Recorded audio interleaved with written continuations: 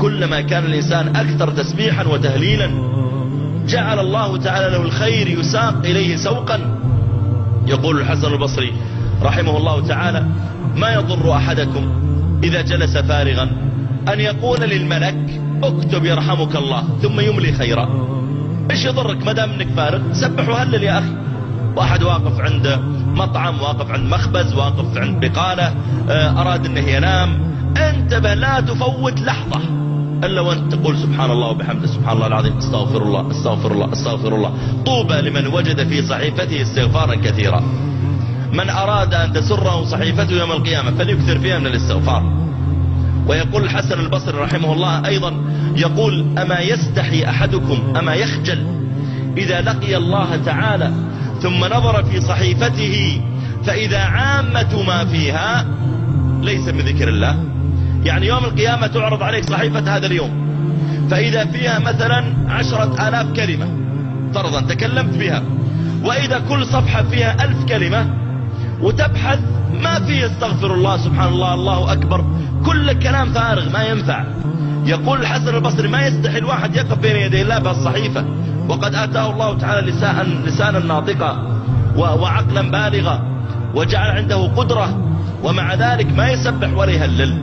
ما يستحي أن يكون أكثر ما في صحيفة ليس من ذكر الله. هذا الذكر وهذه فضائله.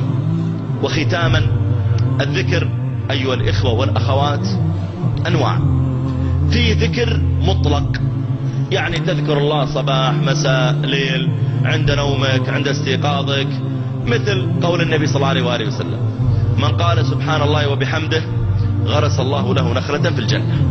انك تقول دائما سبحان الله وبحمده.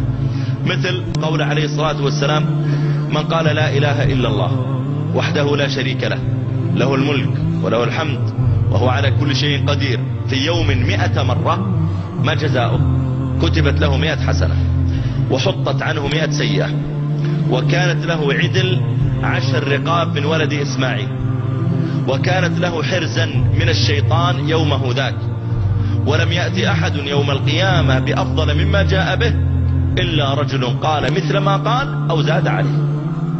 هذا يا جماعة أيضا من فضائل مثل هذا الذكر، أن يكون الإنسان يقوله. وهذا الذكر لا إله إلا الله وحده لا شريك له، له الملك وله الحمد وهو على كل شيء قدير، إذا قاله الإنسان لا يستغرق من أكثر من 10 دقائق 100 مرة، وكلما زاد الإنسان فهو أفضل. هذا من الذكر. من الذكر الفاضل أذكار مقيدة، مثل ذكر مقيد بعد الصلاة.